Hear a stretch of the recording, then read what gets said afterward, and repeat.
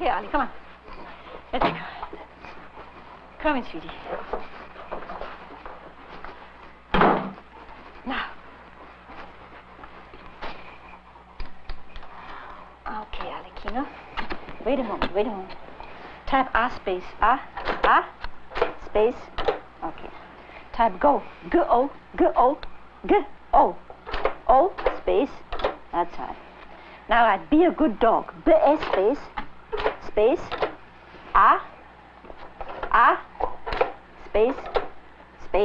B-R-O-O. B-R-O-O. O again. All right. G-O-O. D. Come on. G. O. D. That's right. E. D. That's a boy. That's a good dog. Good. G-O-O-D. G-O-O-D. O-O-D. That's right. Type it in. Okay. Actually, I found out that you can train any dog to do the kind of work that my dog does. I mean, to type on dictation. Any dog can learn that. How do you go about teaching him? Well, it's based on a few very simple and very well-established principles. You know that you can train any dog, or even a much simpler animal than a dog, to distinguish between abstract forms. And words and letters, of course, are just such abstract forms. You also know that you can train him to associate sound and sign. That is, if you pronounce a letter for him, he can learn to associate the sound of it with the image of it. And then you can train him to form sequences. You can train him to form sequences of numbers, or of colors, or of letters, or of words. Now, if you put these three things together, you get the mechanical process of writing under dictation. Of course, on the whole, there is no meaning attached to that. It's purely mechanical. There are, however, marginal cases. So, for instance, when I ask him, where do you want to go, Arli?